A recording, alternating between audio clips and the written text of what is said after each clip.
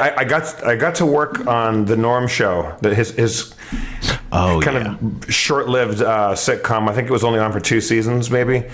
And it was him, Max Wright, the dad from Alf, Laurie Metcalf, awesomely, and Artie Lang. It was maybe the most dysfunctional cast I've ever been lucky enough to work with. Laurie hated being there, even though she's a genius actor and a genius sitcom actor, but she hated it. She hated the cameras, she hated the audience, she hated everything. She just wanted to move back to Chicago and do theater with her daughter at the Steppenwolf. Max Wright is a crazy town. He's the guy that would miss table reads, and he would just be like in New Hampshire in a ditch, like his car driven off the side of the road with a lap full of empty champagne bottles. And then he was famously on the cover of the National Enquirer, one of those rags, hidden cameras, doing crack with gay homeless guys. Awesome stuff. Ditches, ditches used to be a happening spot, basically up until maybe the 1970s, I want to say. Things were going on in ditches, but now, it's trash or nothing. Yeah, it's all these days, it's all ravines. It's mostly a ravine kind of situation now. Back in my day, we had a ditch and we were happy about it. Yeah. Luxury. We used to dream about being in a ditch. So on the night of the show, because Norm didn't really rehearse that hard. Laurie Metcalf, on the other hand, because she is a consummate professional actor, she really rehearsed. She took notes, and every rehearsal throughout the sitcom week, she was trying things out and really digging in and experimenting and exploring. And everybody else is like comics and lazy, and you kind of I'll be funny on the night. And Norm didn't really rehearse that much. And before the show, this is the first time I'd ever seen a sitcom do this. And we were shooting at Warner Brothers. And also, if the police are on their way, Spencer, make sure that you warn a brother. How often does that come up? I mean, that's great, but how often can you fit that into? I saw a dude with that shirt with the WB logo, the WB, and it said, "If the police come in, warn a brother." It's a great shirt. We met in the green room where normally it's reserved for the network exec mucky mucks to watch the show and pass judgment from on high.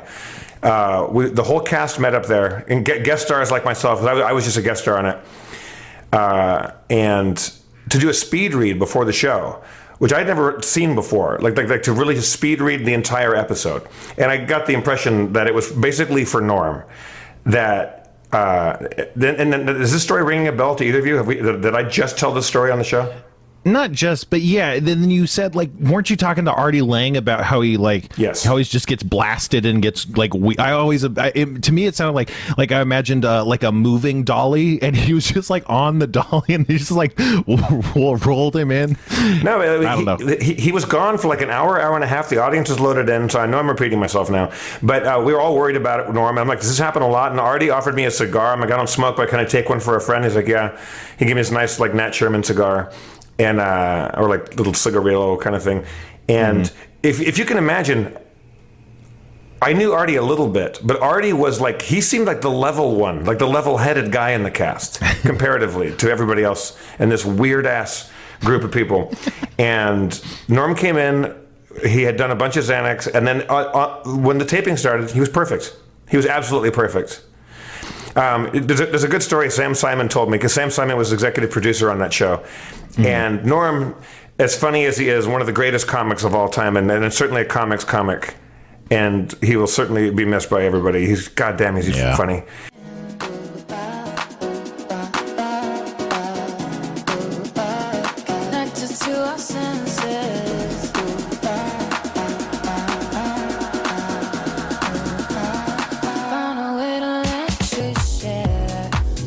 Norm's not a great dramatic actor, apparently, and there was a scene when he fucks up his love interest in the show, and I'm blanking on the actress's name, but he steps in it. He does something stupid, and she's like, you know what? I don't ever want to talk to you again. Like this is over. I was like, you know, fuck you. This is the end. And she slams the door and walks out and slams the door behind her. And that's the end of the scene. And I think that was a commercial break. And Norm in the script is supposed to look very sad.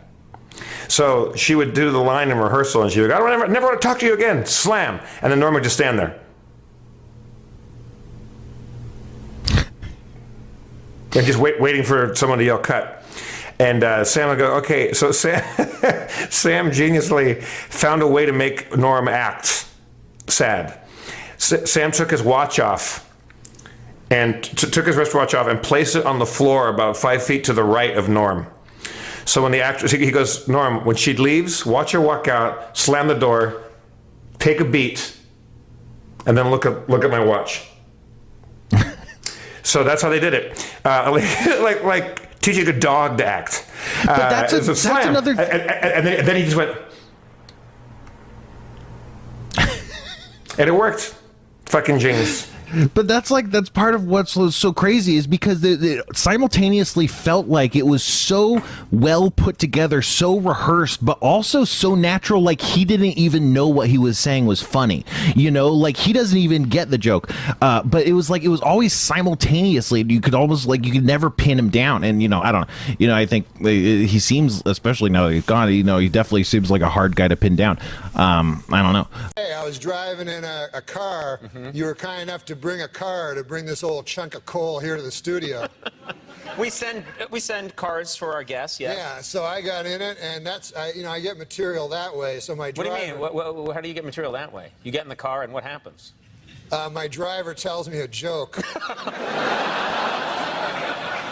The driver we sent to pick you up told you a joke. Yeah. And you're going to tell it now on the show. Yeah, that's how I get a lot of my material. I was wondering about the moth joke and the dolphin joke, the Conan O'Brien show, which I've watched. It's an embarrassing amount of time. I was just wondering, like, going into those story jokes, you know, the shaggy dogs or whatever, was there an agenda that you were steering away from? Like, what did Conan think you guys were going to talk about? And would he just have you on the show just be like, come and just tell jokes because you don't know anything?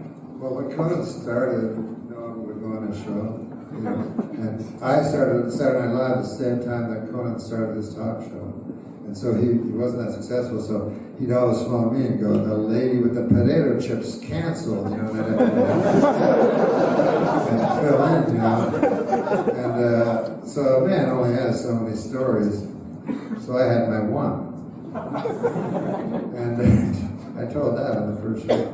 But the way for instance, like the moth joke, I was on Conan, you know, and he said, you know, you're going to be on one segment. So I did this segment.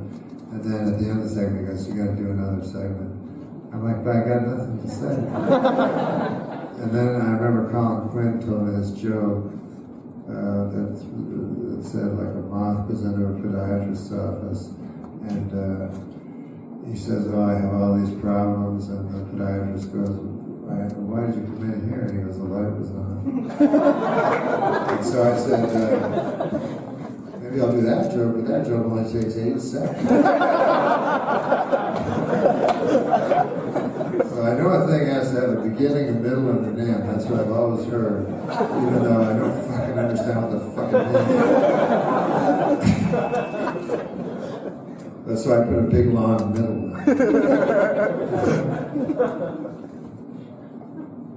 But yeah, with Conan, you know, I just... What I do is, you have to, in these talk shows, they have these people called pre-interviewers, and you tell them the story, and they go to the host, and they tell the host the story, and then you tell the host the story that he's already heard. So you feel like a goddamn fool. So instead, I would make up stories to tell them. And then so, you know, let them go, I understand you got a haircut. I go, no, I never got no haircut.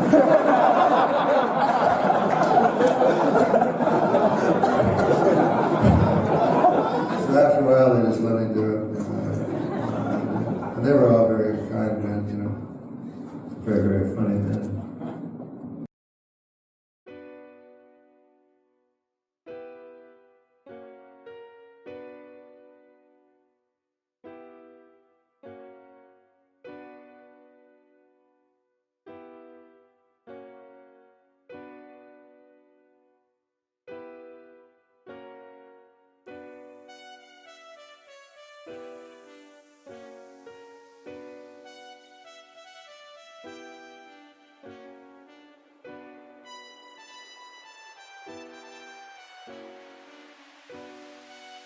the Washington Post. Large Joe, I think you stuck your hand in front of it. So we are on. Just don't go in front of the camera. What? You want to be seen doing this? This is Norm Macdonald. Norm? Say what? Wait, Norm, say one more time. Do you want to be seen doing this? No, and I'm not.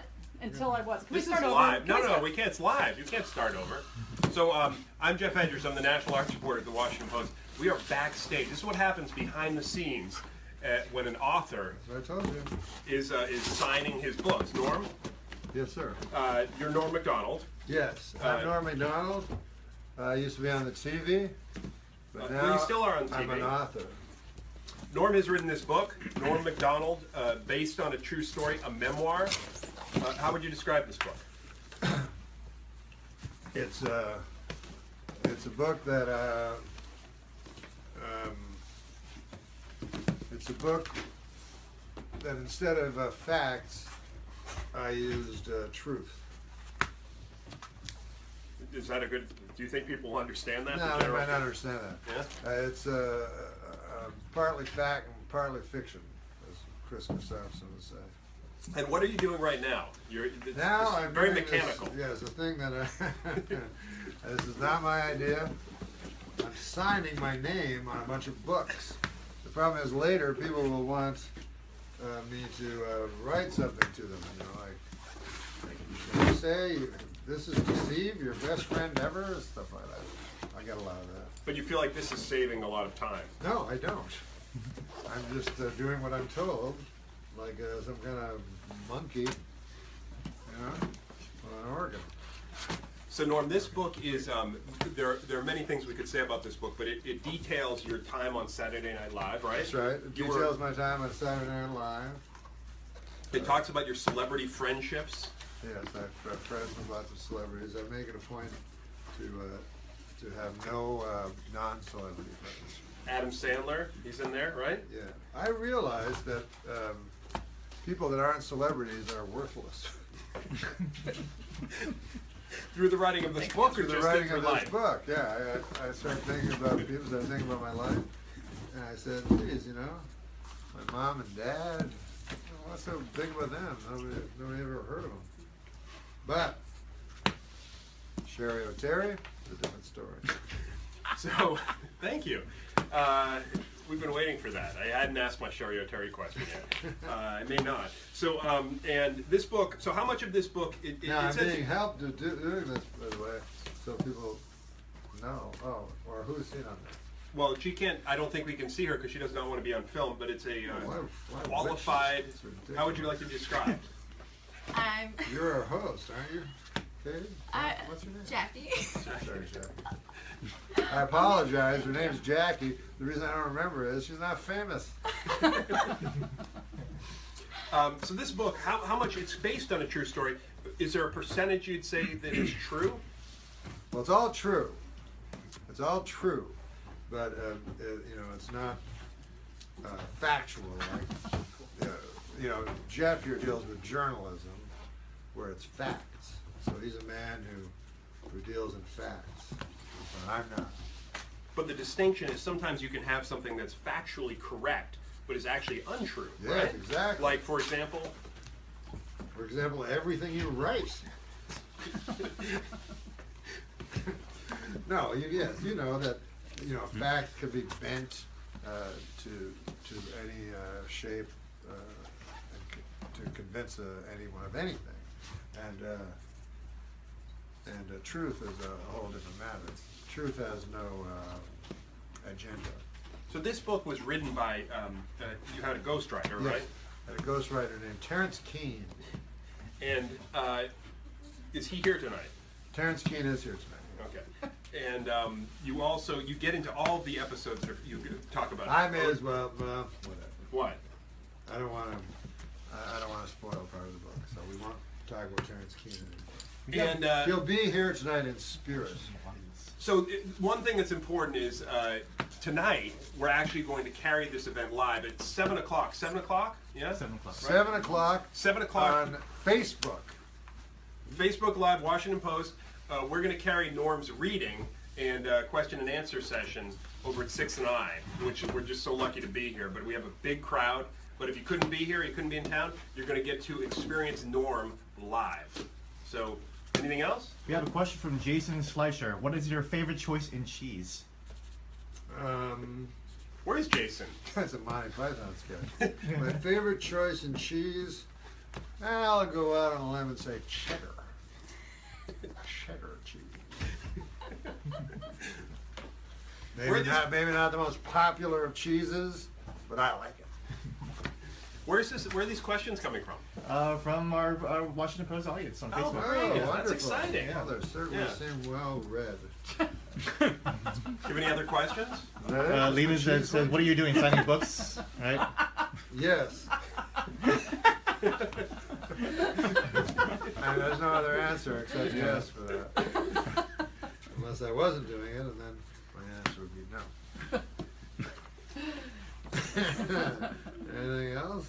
What's your favorite OJ joke from Ryan Policinski? Oh, my favorite OJ joke was one time they showed his, Johnny Cochran, his lawyer, put on his hat, put on OJ's hat in court, and then my joke was OJ didn't help his cause any when he jumped out and yelled, "Hey, hey, hey!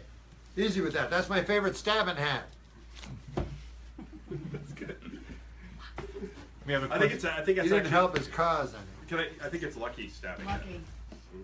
Yeah, it is. We have a question from Jace. That's my lucky stabbing hat. We have a question from Jace. Will you be upset if you get a statue made out of you like Gordon Lightfoot?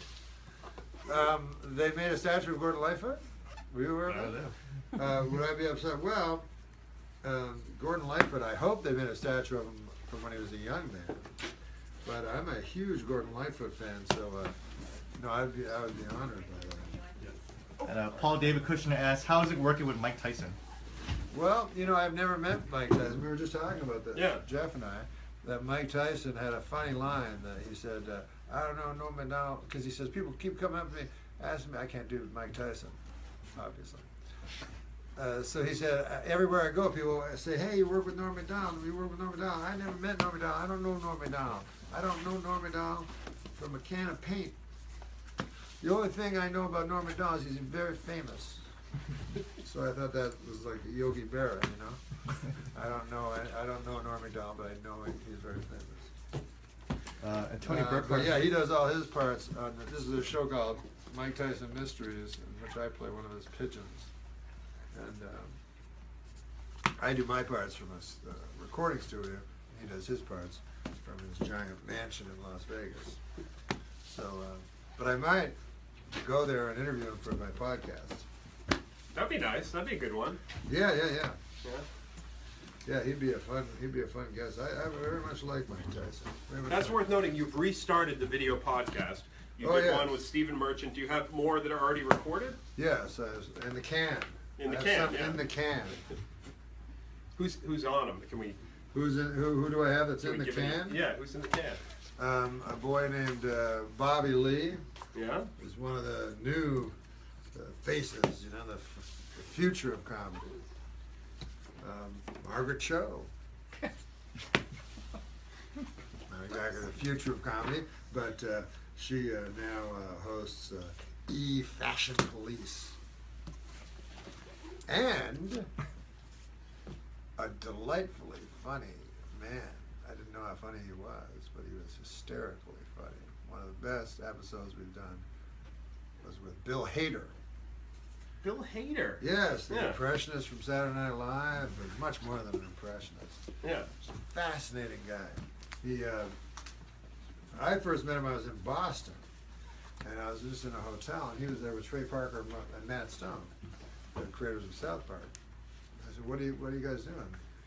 Well, they were writing South Park. So I said, Bill, you write South Park? Like he was on Saturday Night Live. So it was very strange to me that he also wrote South Park. I go, so you wrote South Park first and then you just continued? He goes, no, I wrote South Park after.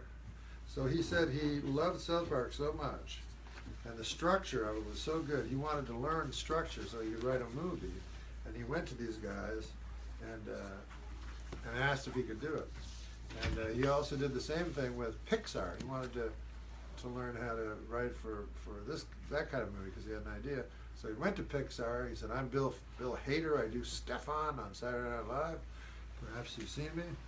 And so it was really cool. He wants to learn things, so that's how he does it for free. He goes. It's like an apprenticeship. Yes. Except that he's famous. It's like it's like auditing.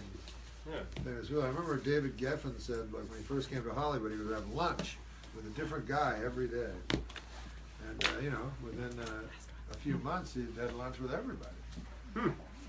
Everybody wants to have lunch. So, do we have any more questions? We got one last question. What's your special guest? Your favorite special guest on SNL? Yeah. Well, there might be more, but maybe for this session. You're gonna For this resume. session. Oh, Yeah. what was the question? Who was your favorite special guest on SNL? From David Wynn. Special guest. Yeah. You mean like a guest host? Yeah, guest Like host. a host. Yeah. Like a host. Yeah.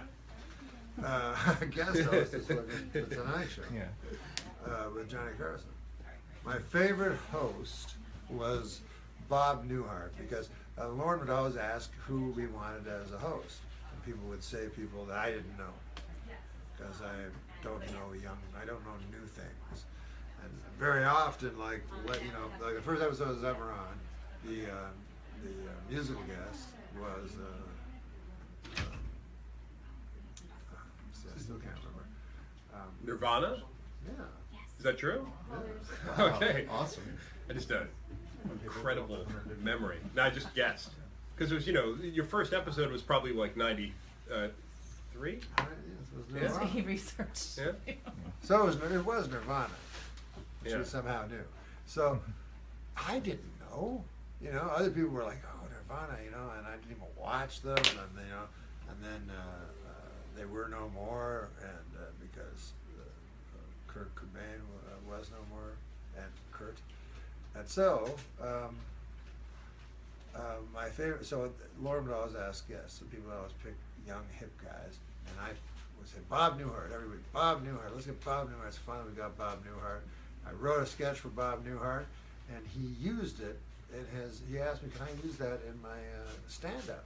He used my thing I wrote in stand-up because Bob Newhart does like one-way conversations, and so my sketch I wrote for him was a one-way conversation that he was a postal supervisor, and he was talking to a disgruntled employee at the post office, and that was the idea of it. And he really liked it, and he did it in his act, and it was one of the high points of my life. Was there a joke in that one? Do you remember? I mean, The joke. I know there was a joke in that one, but is there a joke you remember in that one? Well, Bob Newhart would go. Bob Newhart would go like, "I'm reading your report, Mr. Henshaw, and I can't help but notice that when we asked how you would describe yourself in one word, you said you said disgruntled. That's a kind of a red flag here at the post office. Now, when we asked you what the worst part of your job was, you said working beside the devil. Now, I looked at the records, and you worked beside Bill Waterston, and I've known him 30 years, and no, I'm not calling your dog a liar. I'm just saying. What an honor, though, huh? Mm. Yeah. Yeah, I'm so thrilled. All right, so having a childhood hero read my. Here's an interesting story too. Oh, I'm sorry. Sort of. We were going to sorry. go a little more, right? Well, I was just going to say I met Don Adams one time, the great Don Adams, who played Maxwell Smart on Get Smart. And Don Adams told me that he was working in Chicago, and he lost all his money in a craps game. And that night, Bob Newhart, a young unknown man, Bob Newhart handed him this material to read, and he read it, and he said, "This is fantastic material, but I have no money. I can't pay you." And so that was what Don Adams told me. Then later, I told the story. I recounted the story to Bob Newhart, and he said, "That's what he told you, huh?" And I go, "Yeah." And he goes, "Well," he goes, "this is what really happened. He goes, the first part was true. I showed him the material, and then three weeks later, I watched him do it on the Mike Douglas show." That's good. I like that. All right, so obviously tonight many Don Adams stories, right? But this book is really, I'm saying this genuinely, this is a very, very, very good book. Very special book. Oh, thank you. And I know you called it special, which is very nice. well, it's wildly creative and entertaining, and it's great, you know? I mean, but I'm not a book critic. You'll have to understand that. I actually can barely read. But it's a great book. You should come and hear Norm and also pick up a book. You know, he pre-signed it for you. Yes. And if you can't come in person, you can order the book on Amazon.com, or you can go to your local bookstore and support your local. But you're going to sign books tonight after you're done, right? Yes, I'm going to sign So books. there'll be double signed. Absolutely, All right. yeah. Thanks, and we'll see you back here. Yeah, 7 o'clock, Washington Post.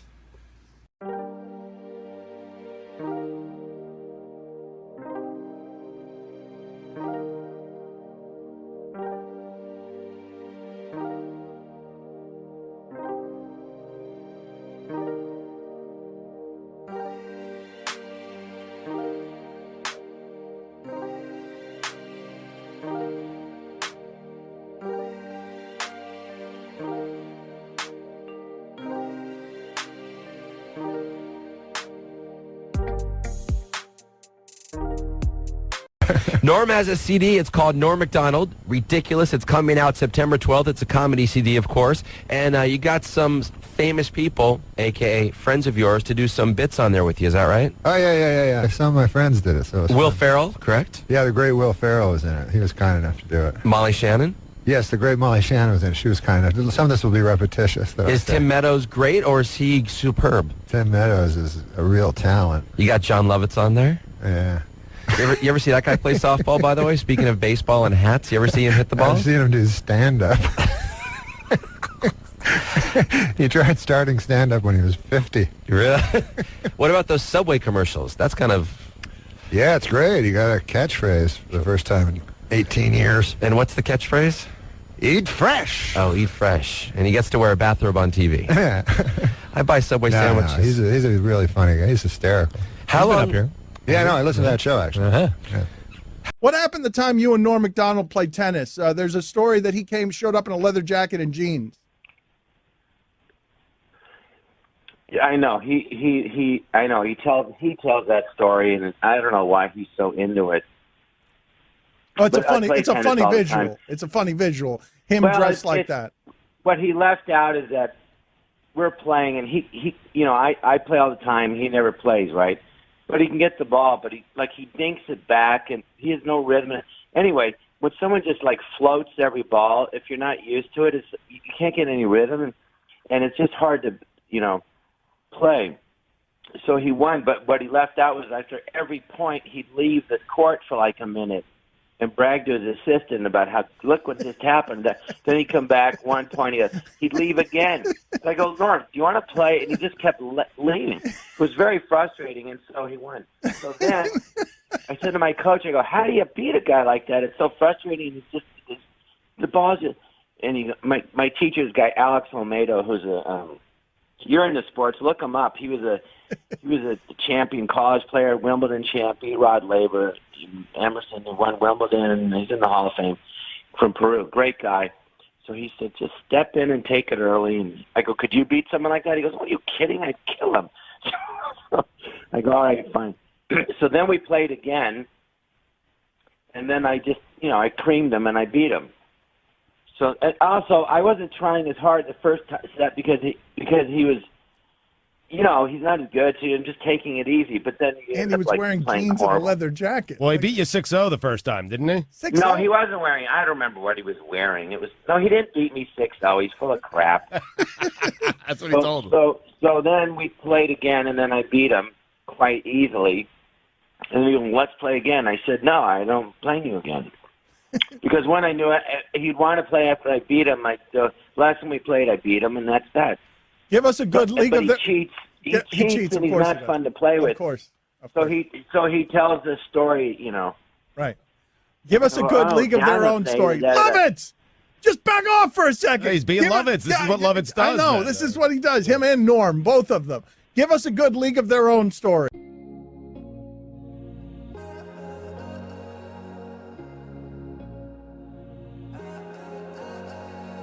Try and crack your code every day.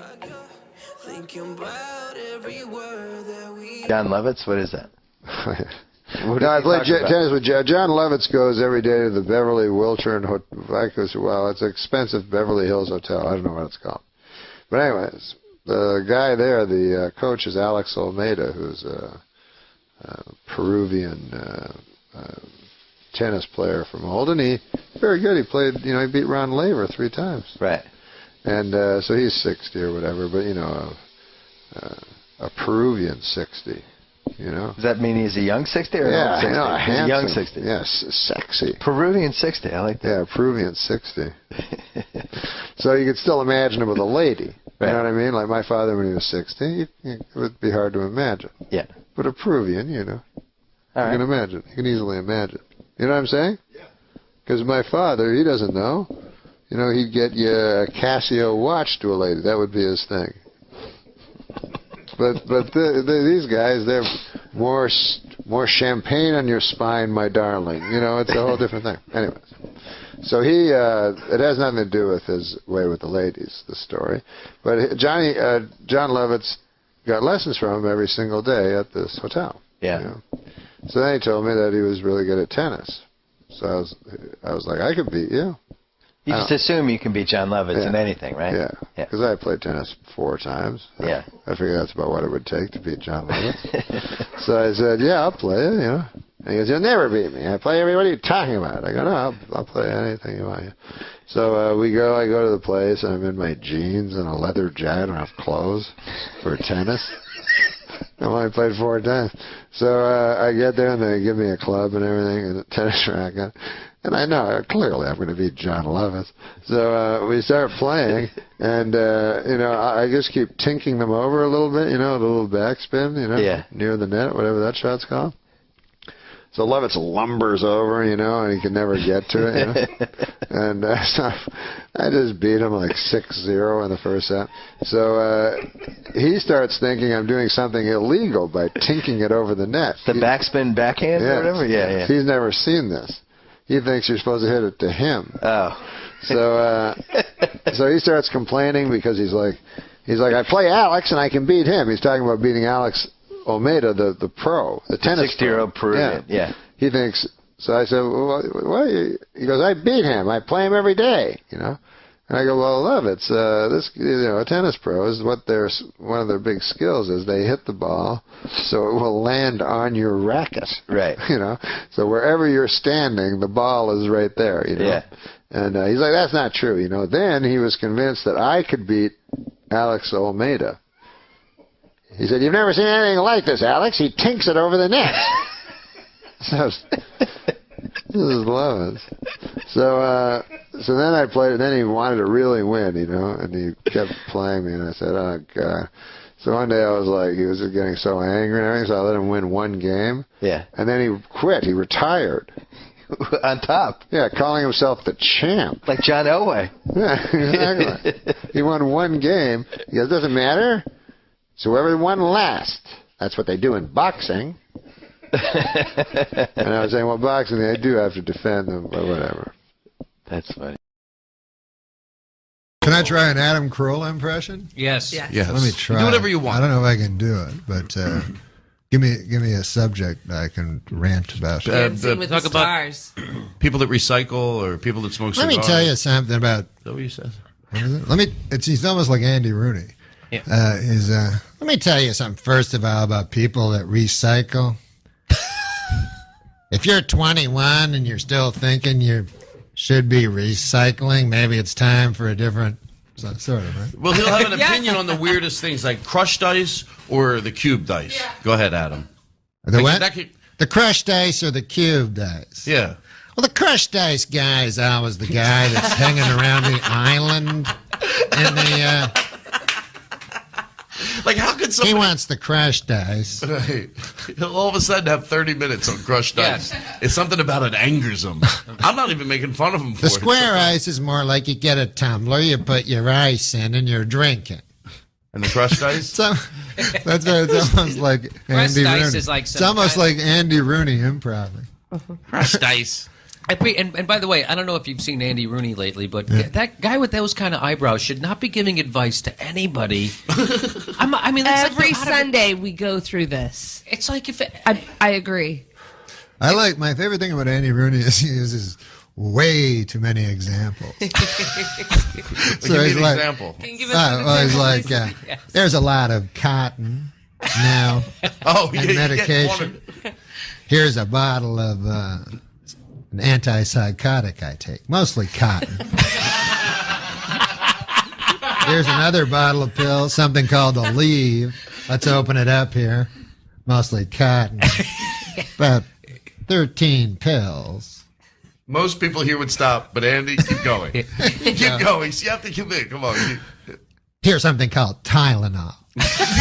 Another one called Advil. I've got 35 of them. Here's the cotton. Here's the pills. You know.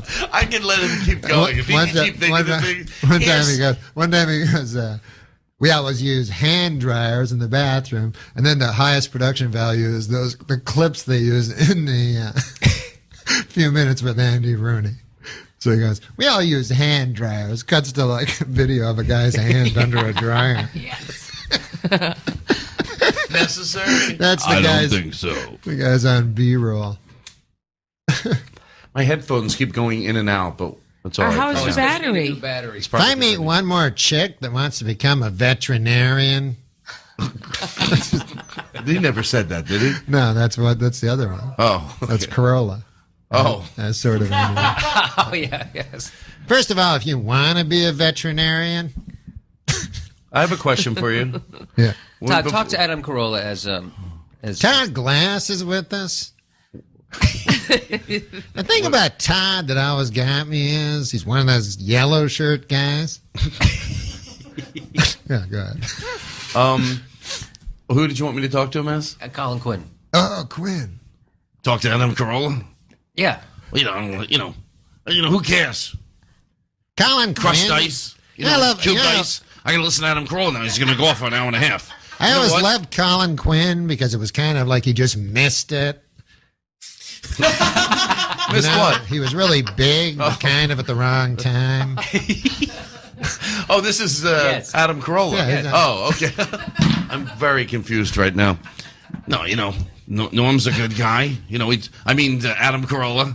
Oh, Jesus. I'm very lost right now. I'm not going to lie. It's okay. You know what? Just shut up? No, we get confused all the time. We did death. Once you do death, on Family Guy, it's like everybody knows you as death. You could be anything. You could build your life as like a heart surgeon, work on that for a while. Oh my God! I just put that. Didn't Adam Carolla take over for you as Death on Family Guy? Yeah, Norm did it first, and then I think of it doing. That's right. I just realized that. Some days we get closer. Things that we never really needed. Promises that we never thought of keeping safe. I guess it's never over if we never got a chance. As the old refrain goes, people who need people are the luckiest people in the world. And then there's Andy Rooney. I'd like to take a moment to talk to you about people. People are everywhere nowadays. It seems like you can't go anywhere without bumping into some people. People follow you when you're shopping, they ask you for directions, and sometimes they ask you what time it is. People never know what time it is. They have to ask you. There are over 4 billion people in the world. That's a lot of people. And I suppose most people like each other all right, but I don't. I don't like people, and I never have. I guess that makes me bad. Advertisers are always using people to help sell their products. Here's something called cornflakes. It's got a picture of some people on the box. I guess we're supposed to think, well, these people like cornflakes. I guess I will too. But I don't think that.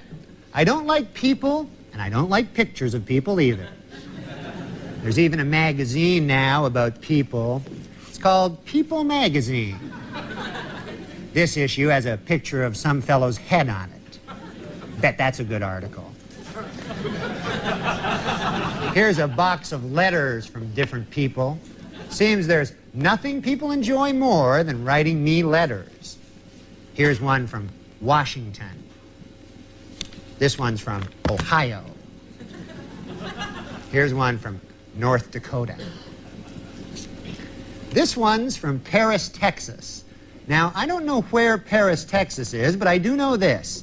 I'm getting pretty tired of cities in Texas naming themselves after cities in France. Here's one from Chicago.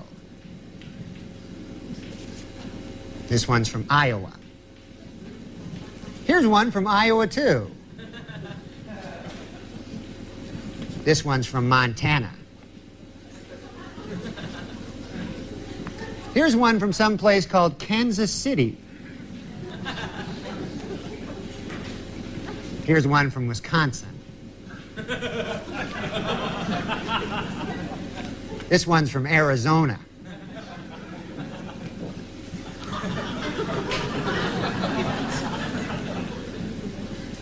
Here's one from Las Vegas.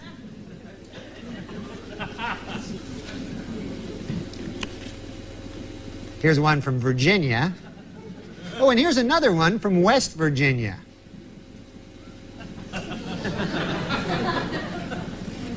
This one's from Indiana.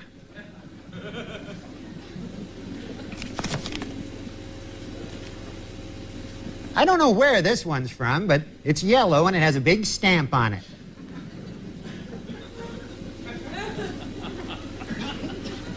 This one's from Colorado.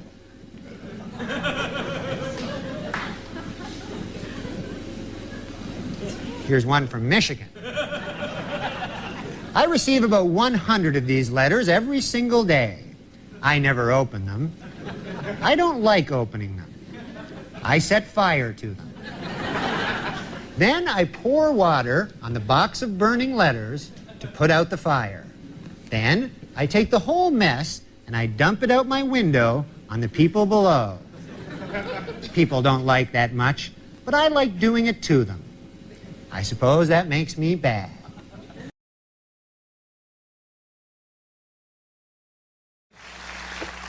Well, I'm glad you folks are in a great mood tonight. Our first guest is one of the funniest men working in television today. He is the anchor of Weekend Update on the popular Saturday Night Live program. Please welcome Norm Macdonald. Norm!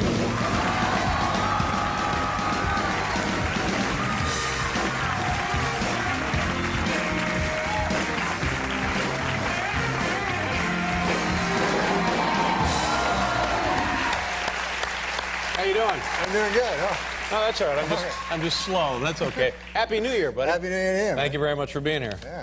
You don't mind if I ask you a question? What's that? I hear this story, and there's like this press release that you get your ass fired. Is that true? No, you didn't get fired. Yeah, they fired me. No, they didn't fire you. No, I'm serious. I talked to a guy that said I'm fired.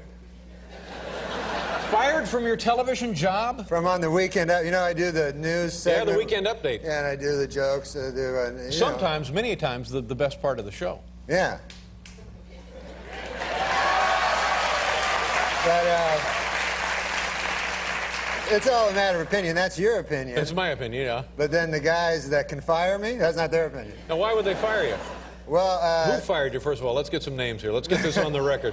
Well, I don't know the guys, because the guys I work with, like Lorne Michaels and stuff. Did Lorne Michaels fire you? No, he didn't. He didn't fire me. Right. He likes me and stuff. Well, it's his show, isn't it? I thought it was his show, yeah. But, well, then how can a guy come in from the outside and fire you? Somebody from ABC fired you? No. They're NBC. What happens is you work on the show, and then there's these guys that hang out, like, in the halls. Yeah, we got them here. We got them here. And they're called executives. They're NBC executives, right? And then I'd see them. I didn't know who the hell they were, what they did, you know?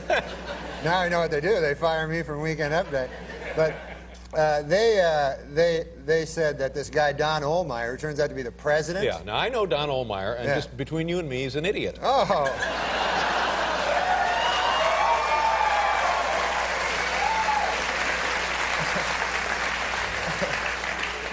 So I wouldn't take it seriously. If this guy fired you, you may still have a job. You never know.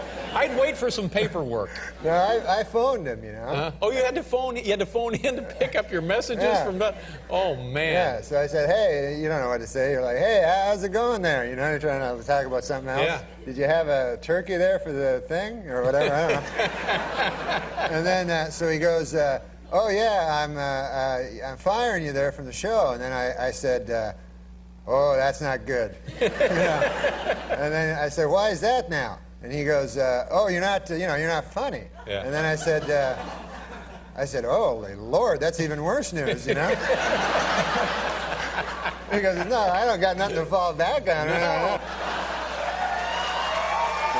He's a good man. Well, he just fired you. What do you mean he's a good... What is wrong with you? You quisling? Stop that. I don't know what quisling means, but...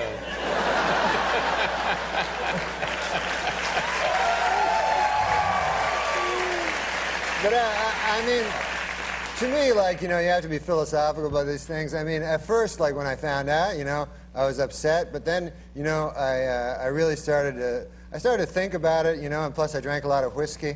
And then Took the afterwards... edge off it a little, I'm yeah, guessing. I just thought, like that. But then the next day I sobered up and I remembered, you know, that I still had some whiskey left.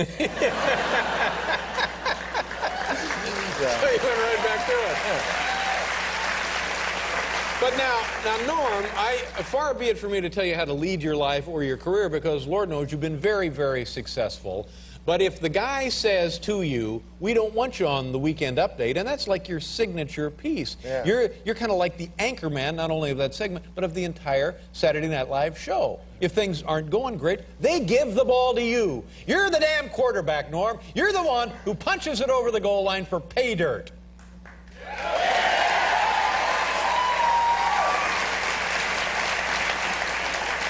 So now, well, I mean, if Mr. Big Shot Cologne and Cufflinks, Don Ohlmeyer, if he says, we don't want you on the Weekend Update, I'd adios. I'd get in the cab. Absolutely. Hit the dirt. Come on over here to CBS. We'll get you a nice show.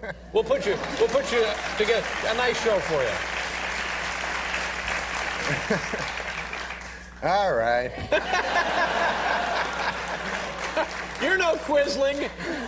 I've never been called that. Well, now, will you stay on the rest of the show? Yeah, I'm gonna stay. Like I do. Also, other than doing an update, I do like sketches, but like I stink in those. So that. You know, he thinks I'm funny in those. Yeah. Oh, it's just the Weekend Update. He doesn't think you're funny. Yeah, he doesn't think I'm funny in Weekend Update, and God only knows. I mean, you know. It's just a matter of opinion. He also thinks that O.J. is innocent. So. Exactly. Don't let this pinhead push you around, for heaven's sakes. No, he's not a pinhead. He's a fat guy. There we go now. Come on, Norm. Let's go. Let's get a little heat on here. No. It's funny when you don't like a guy just because he's fat, you know what I mean? No, it has nothing to do with him being fat. No, it doesn't have anything to do with him being fat. You don't like it because he's a dope. No. No, it's just you know what I've always said is, I've said comedy is subjective. Mm-hmm. I never really said that before. I didn't think I usually say whiskey is good. Yeah, that's right. But Norm, you're very, very funny. You're like the strength of that franchise now. Well, do you know any guys over there you can give a call to or anything? Well, yeah, they're going to take a call from me. You're lucky they took your call so they could fire you. Are you kidding? But there. Are you getting some support from the rest of the cast members? Well, you know, the people on the cast, like, they go, you know, when you work at a place, you know, some people like you, some people hate you. But oh yeah, you don't even tell me that. So, you know, people come up to you and go, oh man, I'm sorry, and then either they're sorry or they're not sorry. Yeah, that's right. So how the hell do you know? No, you don't really know. But you can tell. Well, sometimes you can tell, like, you walk into a room and then everybody will stop talking, and then so you go, hey, were you just talking about how you were glad I got fired from the update? And they go, no, we were talking about hats. But now let me go back to this, and I don't want to embarrass you again, but if Lorne Michaels, the guy who created the show, the guy who's kept the show in business all these years, it's his show, Mr. Big Shot, Mr. Table at Orso's, Lorne Michaels, Why doesn't he step in? Why doesn't he throw himself in front of this gorilla to save your job? What's going on there? With that, it sounds to me like he's a quisling. He is? Well, that's what it sounds like. Maybe we can get a dictionary at the break. But you know what I'm saying? This is the guy. Didn't Lorne Michaels hire you? Yes, he did. Well, then who ought to be able to fire you? Lorne Michaels, right? So where was he? Did he fire you? No, he didn't fire me. But he's like your buddy, right? You're buddies with Lorne. Yeah, he's a good man, and now, he's what did he always say to you? Been very supportive of me. Well, I guess not. What did he say to you? He said to me, he says, he said, look, Norm, this is the deal. You know? He said, I want you to stay on as Weekend Update. Oh, good. Well, there you go. Well, great. So you got the job back. That's good news. Attaboy, congratulations. Hang on. Stay right there. Think about it. We're going to get this straightened out. All right, Norm? Good to see you, buddy. We'll be right back here with Norm Macdonald.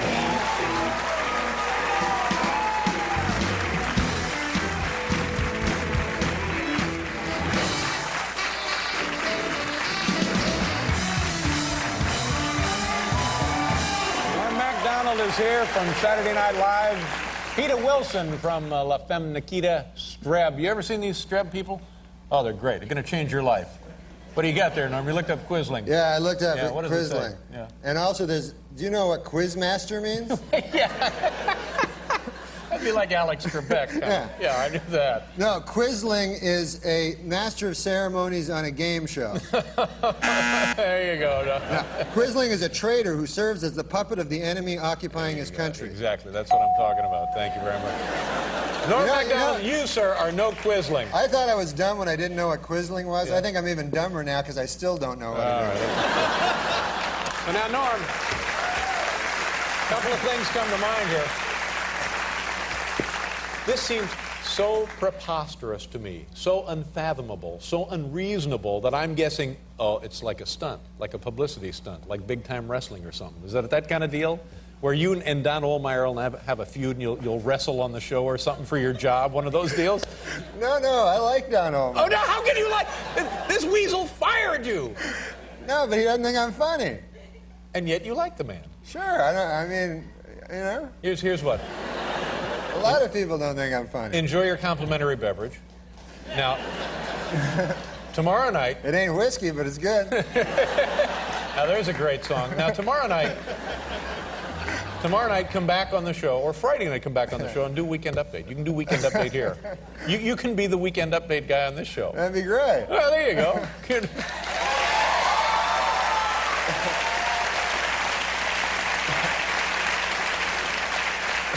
Now, who's taking your place on the Weekend Update? I don't know. Apparently, they had some press release today, but I don't read the papers, that wasn't good either. No, not if you're in charge of Weekend Update. Yeah. To just blatantly admit that you don't know what's going on. I did too many Nixon jokes. Yeah. I'll tell you one thing. I'll tell you who's taking your place. Nobody can take your place, Norm Macdonald. That's what I think.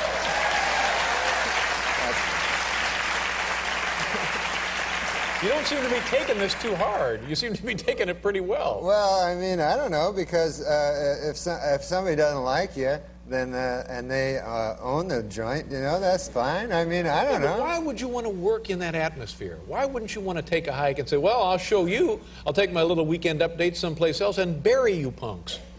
I don't know. I guess I'm a damn Quisling or something.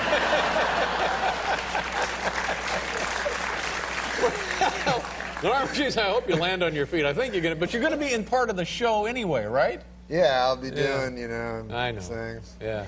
I'll be, you know, now I find out. Hilarious impression of me. You'll be doing that, I guess. No, Why didn't they fire that? What they do is now they're saying, oh, we'll put you in a whole bunch of sketches, which I don't want to be in, because then they're like, here, you're the scientist, and you're the scientist in charge of Monkey Boy or some damn thing.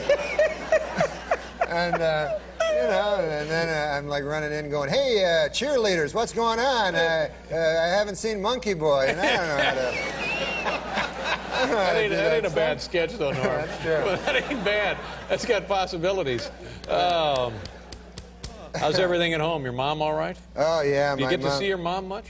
She came to visit me in New York, you know. That's nice. And she's real sweet, you know. She doesn't know much about show business, you know, but she always tries. She knows I'm in show business. Right, yeah. I mean, until tonight. And so she always tries to give me like the showbiz news. I remember like a couple of years ago, she phoned me up. She goes, "Oh my God, have you heard the news? Liza Minnelli's a phony." And that was her like story. Liza Minnelli's a phony. Yeah, and I thought, how can that be like a story? Like, I'm sure she probably is a phony, you know, but how would that be a scoop? And then, like, it took me a while to figure out. She was talking about them, remember Milli Vanilli? Yeah.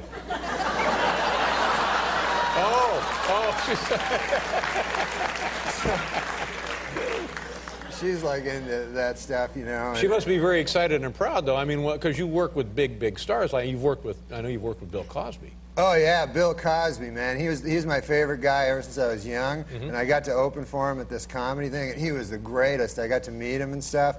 And you know, when you meet these guys, it's so like, you know, you're in shock or something, you know, because you can't believe you're talking to this guy. So I told him, I said, you know, he's always funny. He has that funny way of talking. So I go, "Hey, hi, nice to meet you, Mr. Cosby." And he goes like, "Yes, yes," you know. Yeah. And then you just laugh, you know. And then, so I go, "Oh man," I go, "You're my favorite, you know. And ever since I was a little kid, I always listened to you. You're my dad's favorite comedian ever, you know." And he goes, "Now, where is your dad from?" Yeah. You know? That's So I pretty go, good. "All right." That's pretty good. Maybe I'll do him this week on the show.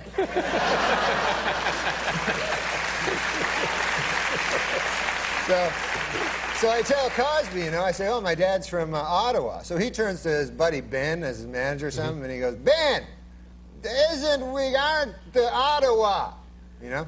And Ben goes, "Yes, we are playing Ottawa soon." Ben understands everything Cosby says. And he goes, "Yes, Mr. Cosby, we are. We do have a gig in Ottawa and coming up." And he goes, "What is your father? Give me a paper." So he gets a paper and he goes, "Here, now, write your father's name on the paper." Well, everything's funny as that. If I said that, "Hey, write your father's name on the paper," No, it's not. No. So he goes, "And the pen. The man needs the pen." You know. So I get the pen and the paper, you know. So I'm writing down my father's thing, and then all of a sudden I realize that my father's dead. See, that's a problem. Oh, man. Oh, man. So I panic, you know. I'm in this situation. My dad's been dead 8-9 years, and I got the paper and the pen, you know. Yeah. And so I know Ottawa's area code, you know, so I write that, and then I'm just writing down like random numbers, you know. And then I go, "Here you go, Mr. Cosby. This is my father still alive's number here," you know. And he's like, "Hey, get up," you know. And then, so I thought, God, man, that's a stupid thing I did, you know. And then a couple weeks later, I get a call, and it's Bill Cosby on the phone. And he's like, "I phoned the number." And he was so sweet, like he'd actually phoned my father's number. Like, what a great man, you know? Man. And he said, "The man does not live with the number. The man answered, and not your father," you know? So I'm like, "Oh, I'm pretty sure." You know? Because I couldn't go, "Oh, yeah, I forgot. He's been dead 10 years. Yeah. Oh, man. Well, Norm, I hope we've been able to get you through your darkest hour. And that I hope you somehow find the will to carry on. And normally this would be the time when we'd mention the show on Saturday night, but I'm so angry about this that I don't care about the show Saturday night, and neither should you. Oh. Good to see you, Norm. Thank you, man. Come back anytime. Norm Macdonald. We'll be right back with Peter Wilson.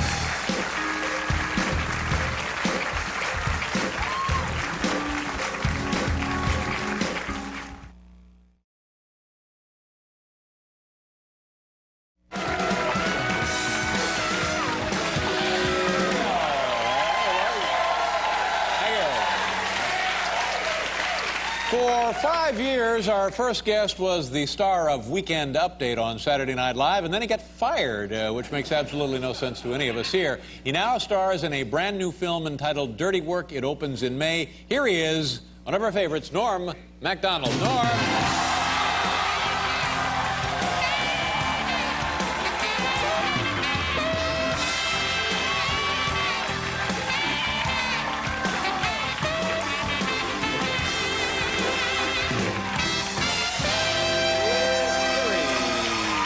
You look good, Norm. The crowd goes crazy. Thank you very much for being here. Thanks, man. Welcome to the show. Thanks for having me. Yeah. You know, Norm, the last time you were here, it was a traumatic, difficult situation because I believe it was like the day after you had been released, kind of undone, let go, Yeah, something like that, fired. it was that very day. That very day, yeah.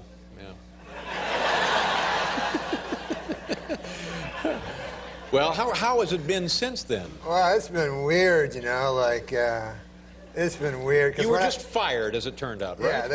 Yeah, I got fired. Right. And then when I was talking to you on the show that day, because this guy, Don Ohlmeyer, fired me, and I didn't know the guy, you know, and you kept saying, like, he's an idiot, he's a pinhead, you know, and stuff like that. And I would say, like, he's a good guy, you know. And turns out you were right.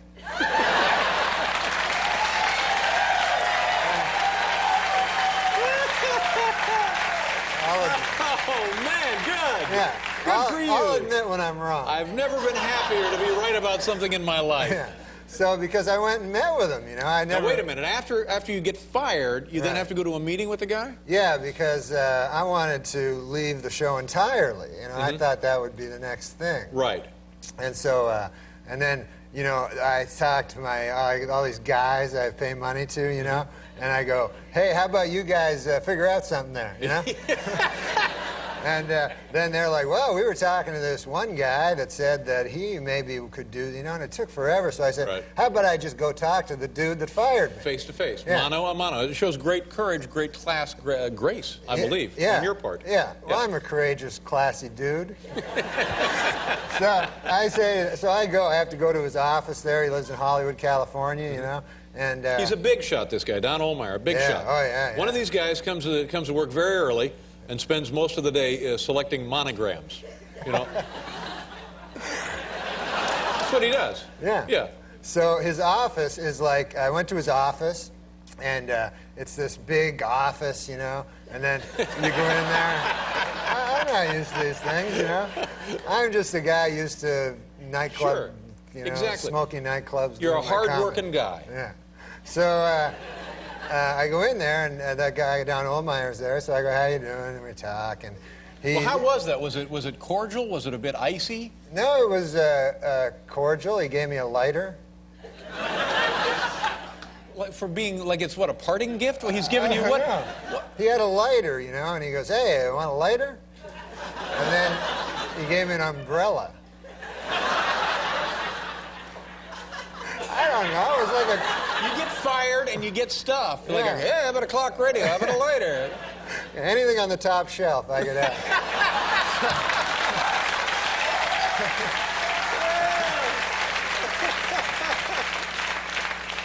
So I just said to the guy, I said, listen, man, because I appreciate that you don't think I'm funny. That's fine. Now, that was the issue. That seemed to be the turning point. Don Ohlmeyer didn't think you were funny. Exactly. Right. Now, in your assessment of him in this meeting, is he a funny guy? Well, it's not his job. His job is picking up them monograms. Yeah. But he's one of these guys, he fancies himself creative, doesn't he? Yeah, well, I suppose. I mean, Well, you know, I worked for Don Ohlmeyer when I was at NBC for years and years and years, and I know the guy. Yeah. And here's a guy who could not create gas after a bean dinner.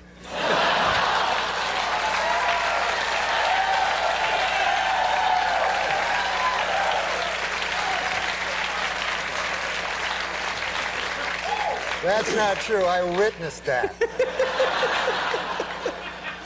No, now the thing was, I said, okay, so you think I'm not funny? That's fine, you know, who cares? But I said, why don't we just all quit, leave the show, right? You keep your money, because you don't want to pay money to a guy that's not funny. Exactly. And then I'll go try to be funny somewhere else. Perfect point. And then he didn't like that idea. Why not? I don't know, because it seems to me that, because, you know, there's other networks, there's CBS. Well, other networks, sure. Yeah. And so my contention was, I thought he would love that idea, because what better for his network than to have an unfunny guy on another network? Exactly, that's right. He can't have it both ways. Yeah, he can have it both ways, apparently. He's a Quisling? Yes. No. But at least there are no Quislings in the picture now. When you were here before, I smelled a Quisling. The Quislings are gone. Yeah, they're gone. Yeah. They're gone. Good for you. And so, so the way it stands now is, I can leave the show as long as I don't do anything else on any competing show. Right. Well, that stinks. That's no Yeah, good. Now, that's how no long will that last? God, I don't know, man. It's as long as long Contractually, how long are you bound to them? I'm bound to them contractually. It's all, you know, stuff that I'm not that familiar with. But in the meantime, they are continuing to pay you, right? Yeah, they pay me, and I go to the show and hang out. Yeah. Now, what is that like, being around your old friends on the show? Do they like having you there now or not? Well, everybody's kind of uncomfortable. Nobody wants, you know, everybody's uncomfortable. Sure. And they'd be glad to see me go, and I'd be glad to see them see me go. And just this Don Ohlmeyer character, yeah. you know, is, I don't know. I don't know how this... You know what you should do, though? You should come here to CBS and get a show right here. You should come to CBS and make Pretty Boy, make Mr. Cufflinks, make Don Ohlmeyer eat his show.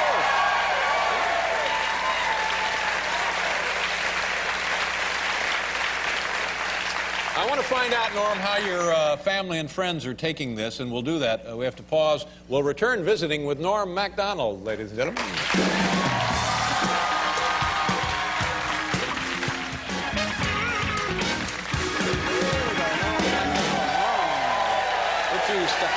Kid who invented the talk underwater thing.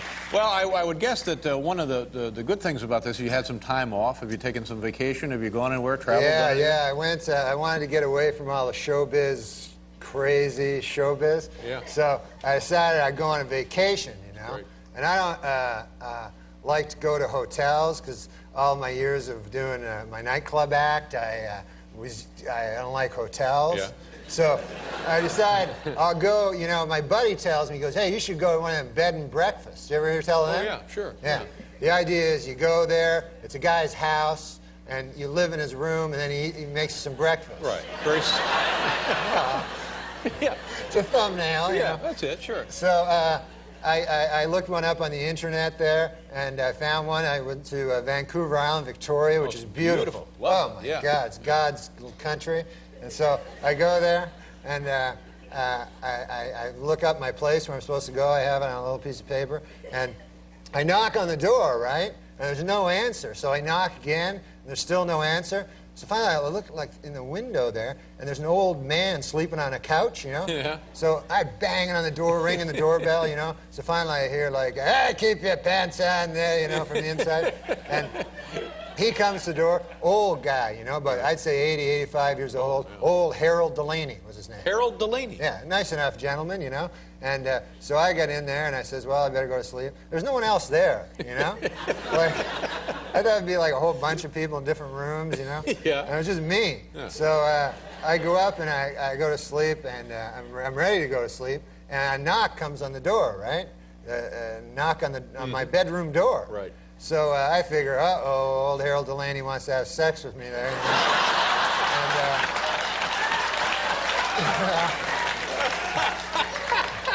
That's the first thought that went through your mind, huh? Well, I'm a young fella. Yeah, These days, anything not a goes. bad-looking guy, sure, yeah. I'm not a... Traveling alone, why Sure. not? And, of course, I didn't come to Victoria to have sex with old Harold Delaney. You know? I came to do some sightseeing. Of course. Yeah. So then I hear him, he goes, well, you ought to play some Scrabble. Oh, Scrabble. Yeah, so I say, okay, that's good. Sure. I'll play some Scrabble. So I go down, and he pulls out this old Scrabble game there, and we start to play, you know, and I like Scrabble, you know. So I get the first turn, you know, because I picked the lower letter, and so I get the first turn. So I make rabbit, you know. Pretty good. It's a good word. And then I do it pretty quick. I take like a couple of minutes, and then old Harold Delaney, he takes like a half hour to like get his word, and the whole time he's not talking, he's not telling me old stories, because I like hearing old stories, you know? And instead, it was like for a half hour, it's just Harold Delaney going. So then after a half an hour of that, you know, I'm just sitting there, he comes up with his word, it's hat. That's his word, yeah, hat. So he puts it, and he takes the word hat, and then he puts it like way in the corner on that triple letter score. Right. The triple word, the red one right. that you want to get to. Yeah, sure. But you can't just put it there. No, it's got to have some relation to rabbit. Yeah. Yeah. You got to move up there, you know, and finally get to there. But instead, he just puts it right there. Oh, no. So I go, all right, you know.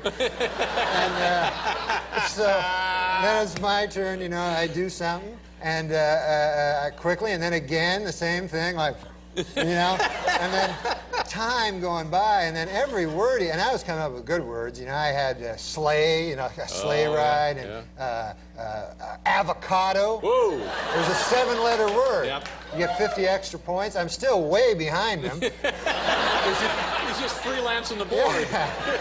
Yes. And so finally I decided I'm gonna I gotta say something, you know? So and all his words were like cup and hat, and I think it was just like things he'd see around the room, you know? And so I'm playing excellently. I should be in the lead, but instead I'm like 1,000 points behind. And finally, like, I gotta say something, you know? So he puts boot, you know, up on this triple, and it really annoyed me because I was building towards the triple letter, and he just puts boot, and so I said, finally, I gotta say something here, and I go, hey, old Harold Delaney there, I don't know, you can't put boot there, and then he goes, you never heard tell of a boot? So I go, no, I know what a boot is. I'm just saying. He goes, if a fella goes out there to wear a boot. So I go, no, I know I made avocado. I know a boot. You know? And it just took him forever. And I noticed a weird thing. There were no blanks. You know, you have the blanks in the game, and it's always good to use any letter, right? Yeah. I realized there's no blanks in this game, and I figured old Harold Delaney must have, when he got the game, figured, what the hell is that, you know, and throwing it away. Can't use it. Yeah. Now, how was the breakfast? Did you have the breakfast? There was no breakfast. I got up the next day. I was so hungry from playing Scrabble all night. So he says, hey, Harold, how you doing there? How about some breakfast? And he goes, I've never been much for breakfast. So I go, oh, all right. So I go, I guess I'll go down to McDonald's and pick up some breakfast or something, Harold. And he goes, can you get me an egg McMuffin? That's crazy. Norm, you got a movie coming out here, Dirty Work. Oh, yeah. Opening May 15th. So things are looking good for you. Yeah, that's going to be a good movie. Good for you. You're landing on your feet, buddy. That's what I like to see. Yeah. Nice to have you here. Unless the movie stinks. No, the movie will be fine. Norm Macdonald, ladies and gentlemen.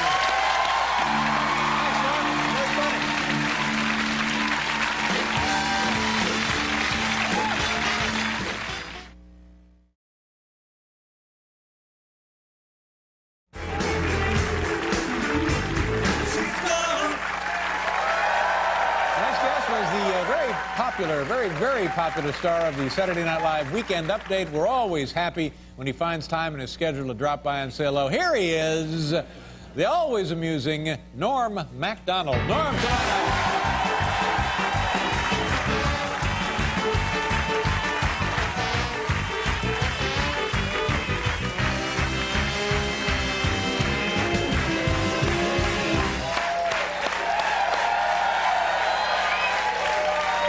I think you're very funny, Norm. I always enjoy your work, and I'm glad you're here. Nice Me too, man. You're the funniest dude in the world. No, I'm just mediocre funny. And you got the 1,000 shows, right. 1,000 shows. Yeah, but you're really funny, and you'll always have that. I'm just a dork, you know. What? I'm just a dork, you know, struggling. Just a guy trying to make a buck. What? What have you been doing? What have you been doing? What's going on in your life? Take us through some of your activities, your life, your free time. So, you know, a couple hours with Norm Macdonald. I got a lot of free time now, and so So what I did was I returned to my first love, dance. No, not dance.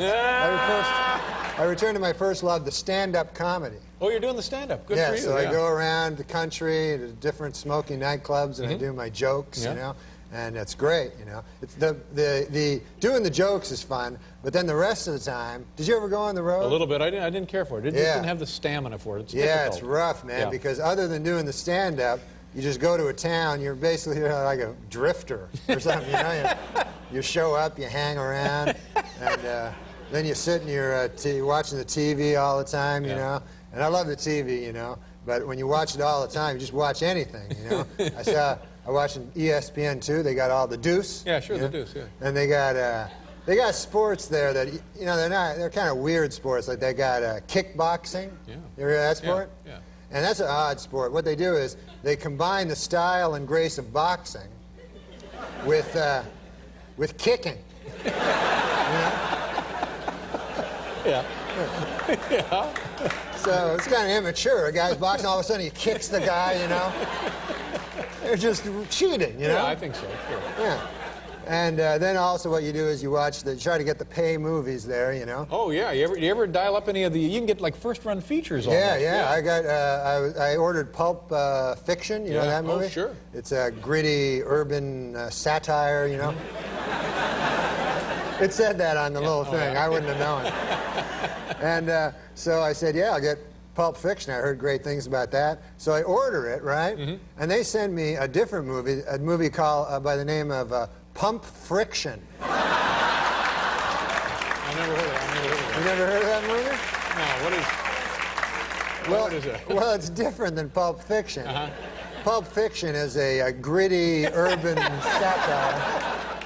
Pump Friction is a bunch of dudes and ladies having dirty sex. Whoa! And, So there's a mix-up, obviously. Yeah. And it wasn't a bad movie, It was... Actually, with those dirty movies, I find, they're good for about 15, 20 minutes. I'm really interested. Right. And then there's one point that all of a sudden I'm bored,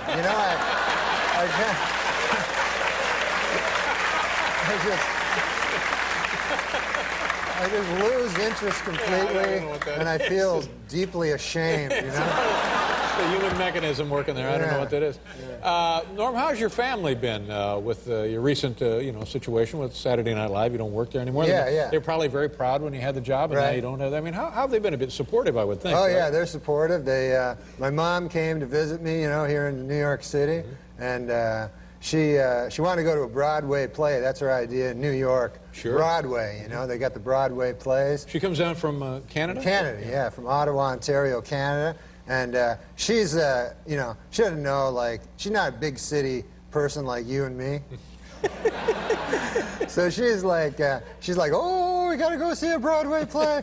So, but I didn't want to, because the last time she came and visited, I took her to this Broadway play, and I'd never been to a Broadway play, So I took her to this one. They had this one, How to Succeed in Business, even if you don't really care to. Right. And I take her to that. Sarah Jessica Parker. Sarah Jessica Parker. Right. She wasn't there. They had some other lady. So we get in there, and I never been to a play. Oh my God, it's horrible. You go in, and you got to sit. They have little chairs. You're all crunched up. It costs like $90 or something like that. And then you sit there, you watch it, and these dudes come in. They're all doing stuff, and. The thing is, you kind of got to use your imagination a lot, because they'll go, it's an office, right? Meanwhile, it's just a chair and a desk, And then they have, maybe a window with, a fake moon behind it. Yeah. So you go, I guess it's nighttime there, And it's, just hellish, And then everybody's singing every time, And singing and dancing around, and it was about business, about the business world, And so at one point there, the coffee guy comes, he's bringing in the coffee. And so then they all get excited because the coffee's coming. And so they're singing, oh, here's the coffee, we want to drink the coffee, And really excited about that. And my mom, she talks. She's used to just watching the TV. Sure. And so she doesn't know that you're not supposed to talk out loud. And so she's like, the whole time, she's like, oh, good God, that's just like me. I have to have my coffee in the morning. And I'm like, all right, it's okay. And then I think the coffee machine broke. And then everybody went, oh, we don't have our coffee. So it lasted forever. And like, you're just watching this stuff and trying to imagine what it would really look like on the TV, So then finally the damn thing's over. It takes like an hour and a half, and you go, okay, let's get the hell out of here. You go out. It's not over. It's intermission. They have an intermission. So intermission. It's you go out into this crowded foyer, just packed with people, and they're all discussing it. They're going, hey, remember the coffee there? And I'm going, holy Lord! So I see some dude that works there. I go, hey, listen, you got that Nick Charlotte game on somewhere? Because I knew the Knicks were playing the Hornets there. And the guy, no, sir, no. And I go, anything, the sports tick or something like that? He goes, no, this is the theater. He's all like snooty, This is the and V, like, it's a theater. There's got a whole bunch of them. The theater. So then when she came back, I definitely didn't want to take her to another Broadway, but it's my mom and everything, and she's got, oh, we gotta go see another Broadway play. And I go, yeah. Then the playoffs are starting and everything, but so I go, okay, well, why don't we go to Cats? I hear that's a good thing. Sure. So I take her. Oh, an interesting thing. When we're going to Cats, we're walking down the street, and my mom stops in a donut shop. She likes eating donuts, and she goes in to buy herself a cruller there, and I stay outside. A cruller? A cruller is a type of donut. Cruller is the same as a cruller? What did I say? I think he said cruller, but I could be wrong as well. I don't know. Cruller. Maybe a cruller? No, it's a cruller. It's a cruller. All right, yeah. Fine, sure. I'm pretty sure it's a cruller. Yeah. No, because even on the thing it says C-R-U-L, and then over the U is like one of those things. Yeah. So I said, yeah, go get yourself a cruller. And I waited inside. She comes out, she goes, oh, Norm, oh my God, you wouldn't believe it. She says, your friend David Letterman is in the donut shop. Is that right? And she thinks we're friends, I don't know. I guess I told her we were friends. Yeah, we're sort of friends. I told her we were best friends. Well, I would like to be your friend. Sure. So she says, oh, he's in there. And I go, Mom, man, David Letterman's not in a donut shop. It doesn't make sense. And, he's my best friend. I would know, if he was in a donut shop. So she says, no, just go say hi to him. He'll like to see you. So I go into the donut shop, and there's a dude sitting there. He's not you. Yeah. He's just some dude with like a Late Show T-shirt on. Right. And I think he was even like a Mexican guy or something like that. It could be, I guess, yeah.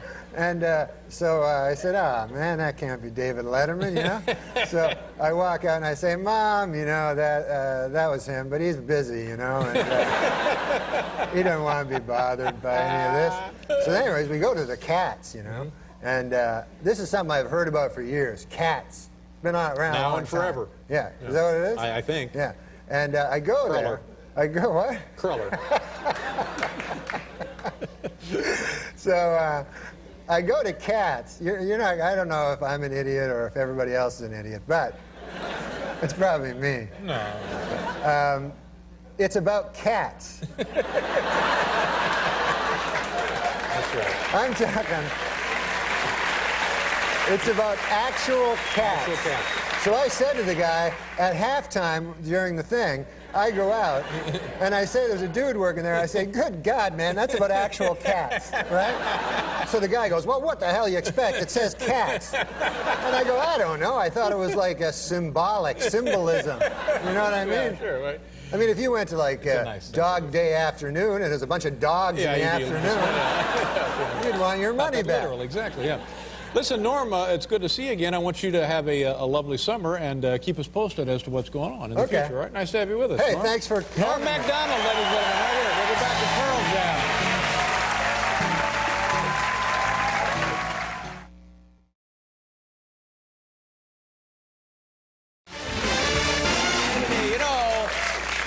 There's our first guest, was the very, very funny and popular anchor of the Saturday Night Live Weekend Update. Now he's starring in a brand new motion picture entitled Dirty Work, and it opens June 12th. Here's Norm Macdonald. Norm.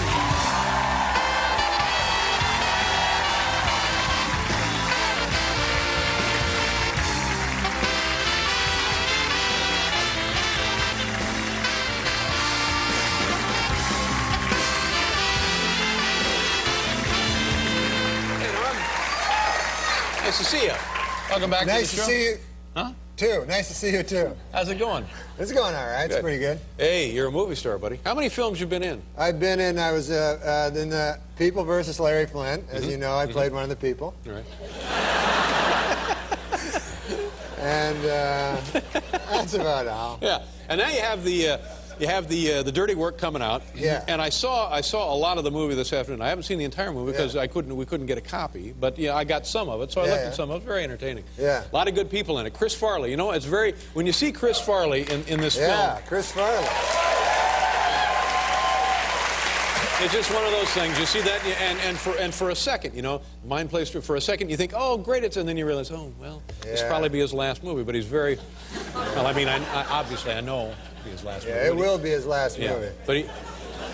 But he's really funny. He's I mean, the guy incredibly is just naturally funny. And he was great. Chevy Chase in the film as well. Chevy Chase and Don Rickles. Yeah. Oh, He yeah, was I like great. Don. Don's Yeah, great, Don's isn't he? great. Was he fun to hang around with? He was really fun. Like, we just wanted him to insult people in the movie. So we just wrote these insults that I thought sounded like Don Rickles. And then he got there and he like insulted the insults. Yeah. He said they were all horrible. So then he just he just said, do whatever you want, just insult us. And he was funny. He's especially funny when he insults you and it makes no sense. Right, yeah. Like he'd come up to me and he'd go, let me tell you something. Why don't you go to Alaska and suck on a green whale? And I go, what? I don't know, what does that mean? Yeah, pretty good. And you wrote the film, right? Yeah, I wrote the film. Yeah. I wrote it because there was all these guys that I really liked, like Chevy and Don Rickles and Farley and stuff. So I just wrote them all into the movie, and then I was lucky that I got them all to do it. And, you know, I was surprised. It's hard to write a movie, man. Oh, I Holy would think Lord, so, yeah. God. Yeah. I mean, because people send me scripts sometimes to be in, and I can't even read them. They take like hundreds of words, and you get all sleepy, you know?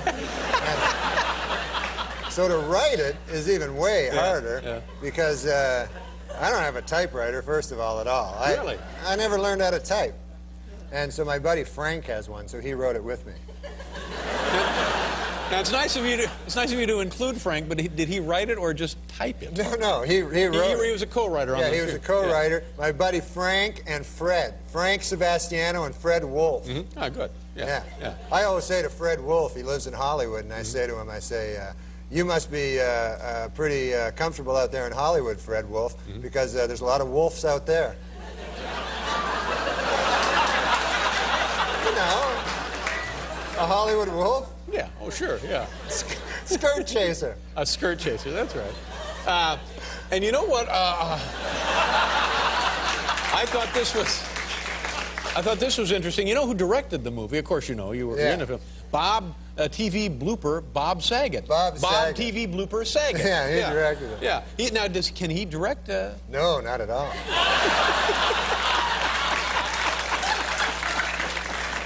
Was it just a lot of people getting hit with a rake and stuff? Just bang! A lot of people falling down at weddings and that kind of thing? It was very comfortable with him as a director, though, because like he would give me like acting notes. He'd go, I think you should do it this way. And then I'd go, I've seen you on that Full House. What are you talking about?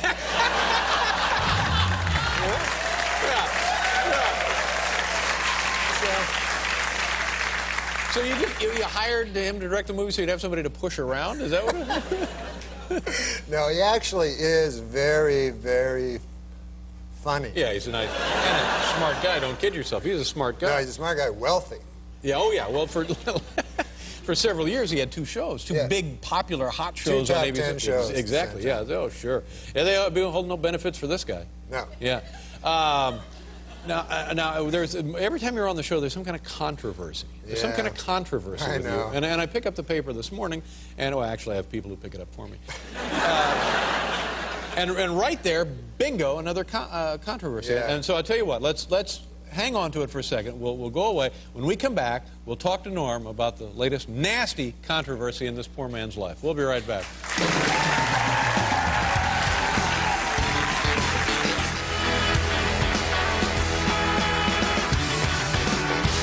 You still live in New York? You still live in New York? Oh, yeah. Beautiful city. You're out in Hollywood now, though, aren't Jacques you? Villeneuve? Yeah, Jacques Villeneuve. Canadian. Canadian Yeah. who grew up in my city, and his father was my all-time hero. Gilles. Yeah. Unbelievable. Did you meet him backstage? No, I haven't. I met Randy Travis, and Yeah. I'm a huge country music fan, and George Jones is my favorite, so this is a big night for me. Do you like the new country or you like the old country? No, the new is gay.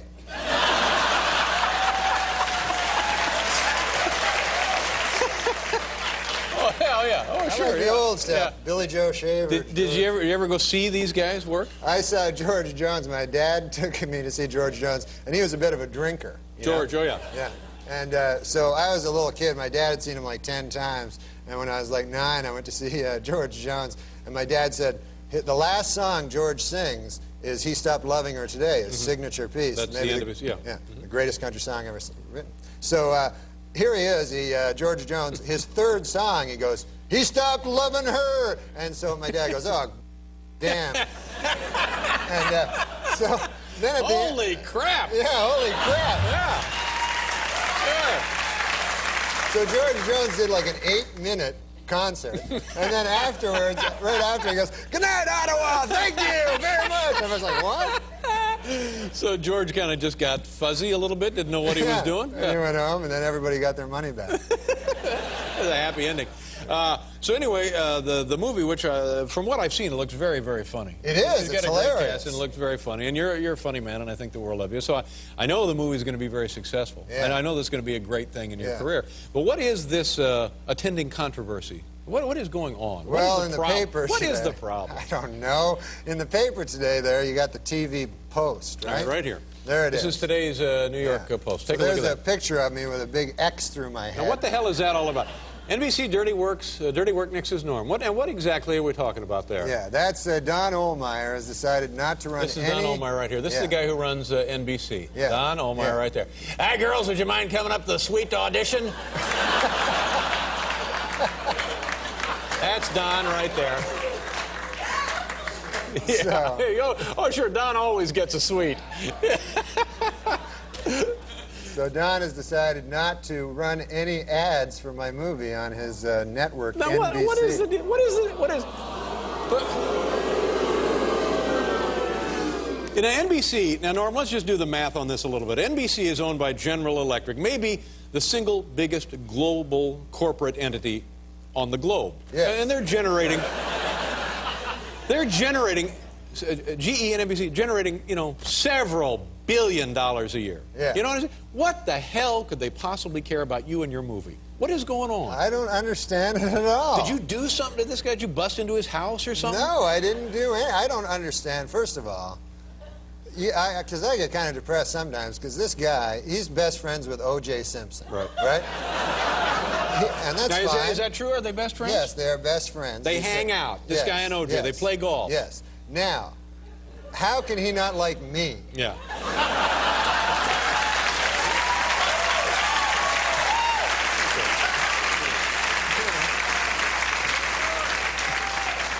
Yeah, girls, just go on out and read the lines, and we'll see how it goes. Yeah, I'll give you a call. So the deal is they won't advertise your movie on NBC? They won't advertise my movie on NBC. And then just before I came to the show, they tell me they have canceled all these interviews I had with any NBC affiliate.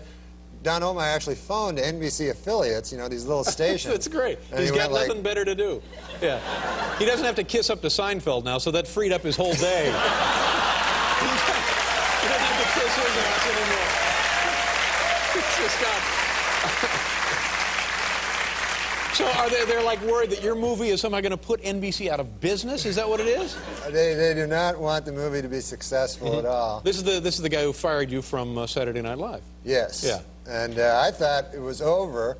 And then I keep reading like feud. There's no feud because No, there's not. I never did anything to him. That's right. For a feud, I'd have to be going, ah! But I don't know what it is. He seems like a nice. I met him once. This is terrorism. This is terrorism. This is completely uncalled for. Yeah. Yeah, I'll tell you what it is. They are scared because Seinfeld was canceled, you know, and then what other big shows do they have over there? Single guy. Yeah. So and they're Rhoda? afraid. Is Rhoda still on? They're afraid because they fired you that somehow you're going to come back and bite them in the ass. That's what they're worried about. And I would take this as a great compliment to your wit and wisdom.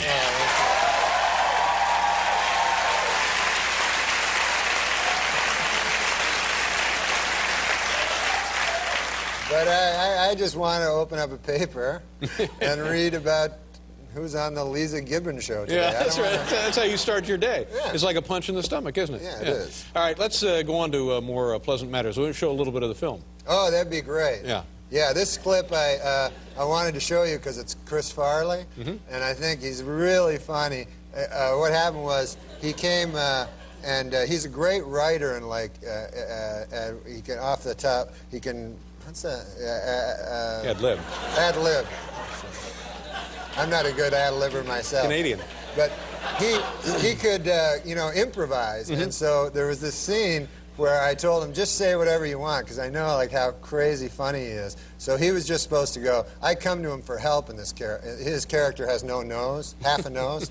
And I'm in trouble in the movie, so I come to Chris Farley, and I ask him, his name's Jimmy No Nose, and I ask him, he says, I ask him for some help, you know, if he can help me out, I'm in trouble. And then Chris Farley just improvises this, and it's brilliant. Here we go. The name of the film, of course, is Dirty Work. Norm Macdonald, Chris Farley. Take a look. There you go. Norm Macdonald, Chris Farley. Dirty Work. It opens June 12th. June the 12th. Have you had a big premiere? Is it going to be like a big premiere and spotlights? Yeah, there was going to be, but I don't know now. Yeah, what do you mean? Well, maybe Olmeyer has some kind of connections. He's following you around, shutting down all your fun. Oh, yeah, don't you worry about him. Yeah. Don't you worry about him. He's jealous. That's what it is. He's jealous. Yeah. In this movie, actually, I get revenge against this rich jackass that makes my life a living hell. Well, there you go. Norm Macdonald, ladies and gentlemen. We'll be right back.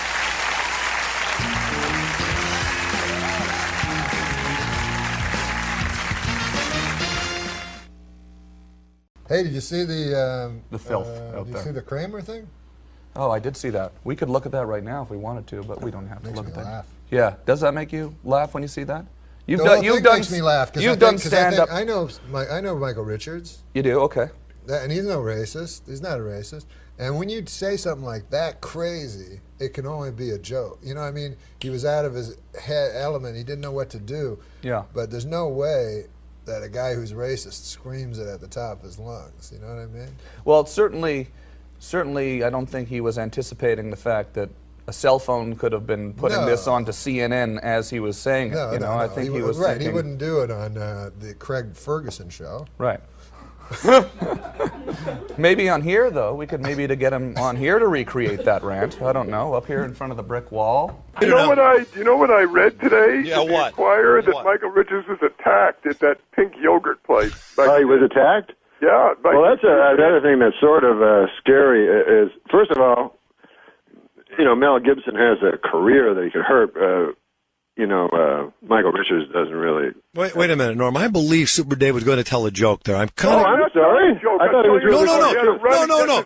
Well, it seemed to me that he was going to say something because he wasn't being serious. And then you said some. Super Dave, was there a joke there? No, Norm. No. I was telling the truth. Okay. That I read where he got these punk kids ran at him and slammed his car and everything, tried to turn it over, and he ran away. Right. Yeah, because I'd be very frightened because like. Mel Gibson, if you make fun of Jewish people, then it's not like you're in danger. But what?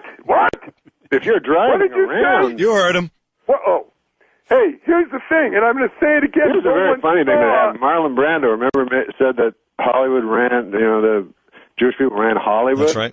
Yeah, but Marlon Brando. And then he had to apologize. Marlon Brando. And they let him work. Anything. Marlon Brando lived. We're listening to Norm Macdonald and Super Dave argue about the Jews. Marlon Brando lived behind a cardboard cutout. What? He lived behind a cardboard cutout. He was 900 pounds. So he could basically say anything. No, but don't you think Michael Richards would be kind of in peril? And Well, but I don't think he had a career. no, I'm saying just physically. Hey, did you cut us off? I didn't. Are we just talking? Yeah, you guys. We're not even on the radio. You haven't been on for the last hour, but that's great. So great. I haven't talked to Norm in about 3 weeks. Jonathan, don't you think have that Michael Richards may have his life sort of in danger? Yes, yes. No, I would move to either Tucson or Idaho. Yeah, or Wisconsin. Why, is Wisconsin good too? You know what I'm saying? Yeah. You mean like just a shack in the woods or something? Or Boston. He could move to Boston. Yeah. Stay hard. Wait a second. No, wait.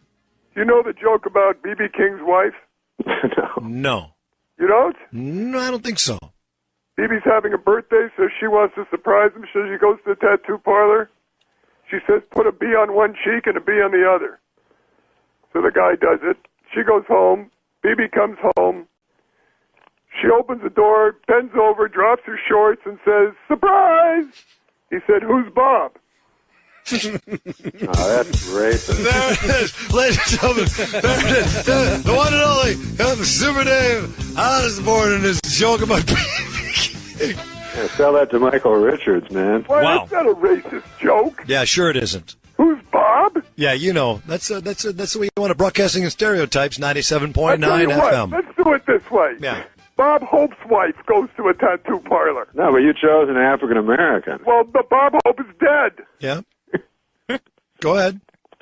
And she says, put a B on one cheek and a B on the other. She comes home. Bob Hope comes home. She bends over, pulls her pants down, and he faints.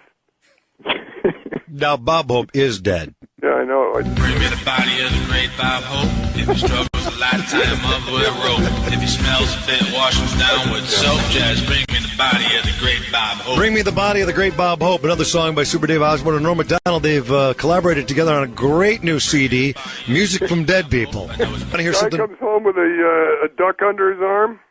Oh, shut Wife up. opens the door. Yeah. She says, where the hell have you been? He says, this is the pig I've been screwing. She said, it's not a pig, it's a duck. He said, I'm not talking to you. All right, that's enough. That's enough. Super Dave, Norm Macdonald. Why did you make her African American in that joke? Yeah, why did you say? You heard it because you're racist. He said you're racist. He said, why didn't you make it an African American in your joke? That's what you like to do, don't you? Super Dave. Hey, don't you feel sorry for Michael Richards, really, though? All right, go.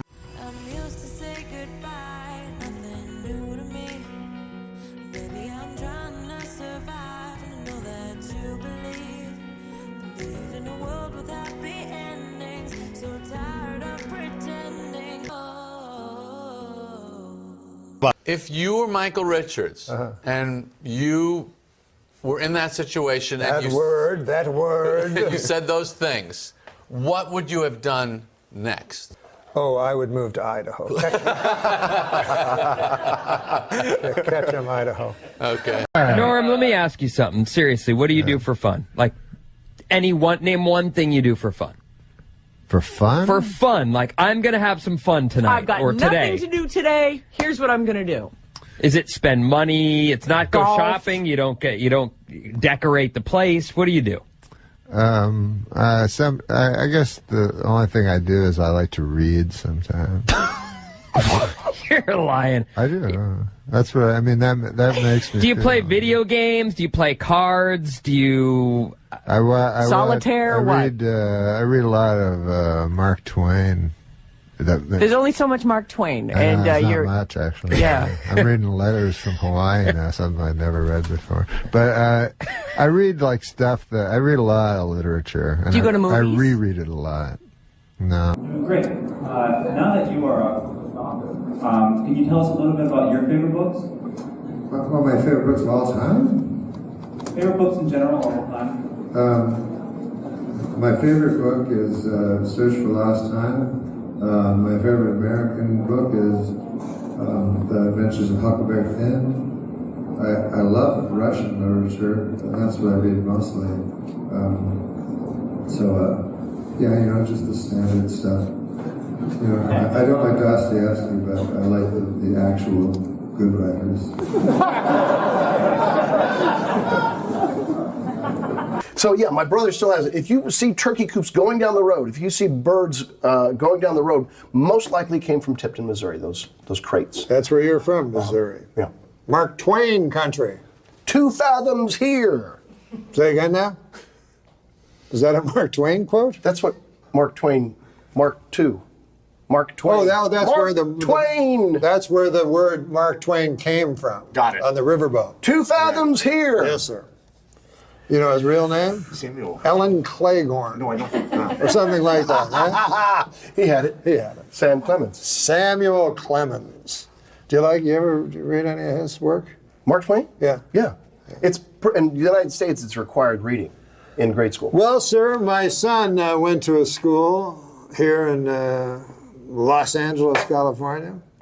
And I don't like when they teach great writers minor work. You know, I have to teach them the best work. Right? Yeah.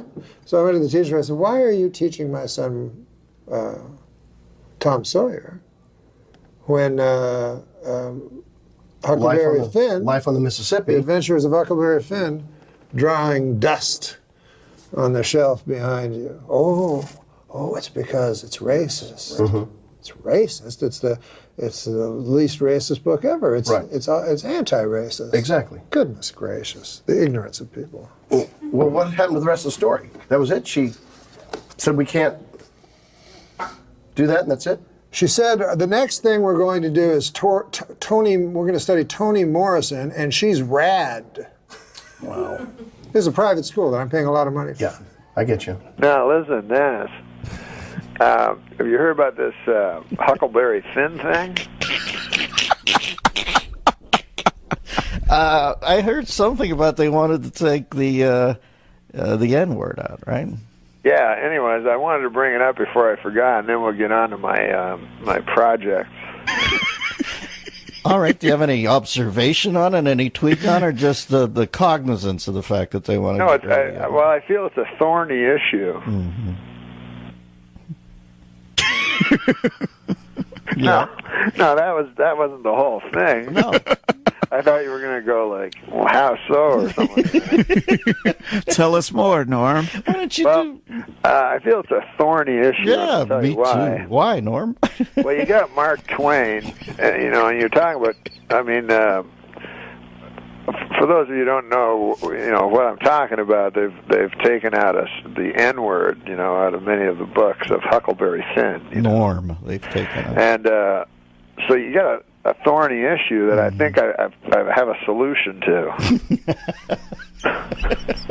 you want to hear it? Oh man, never anything more.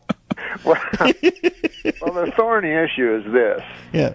You don't want to take, Mark Twain, one of the greatest writer ever to brush paper with ink, and change his words, for God's sake. On the other side of the coin, you don't want to have a young African American boy in school, hearing that word out loud and causing him pain. So it's a thorny issue. But I figure it this way. You've read Huckleberry Finn. You are so splendidly demented. Yeah, I've read it. You know it's written in the first person by Huckleberry Finn. Yes, I do. And you know it includes the N-word. Yes. Therefore, you just change Huckleberry Finn to a black kid. And it's like a rap song at that point, right? Exactly. Everything's cool. Some days we get closer. Things that we never really needed. Promises that we never thought of keeping safe. I guess it's never over if we never got a chance to check David, on one time, this is a true story, and Dave, you'll attest to this. Bought me a beautiful leather jacket. Oh, that's right. Well out of my price range. Mm-hmm. Now, I'm no one to take charity.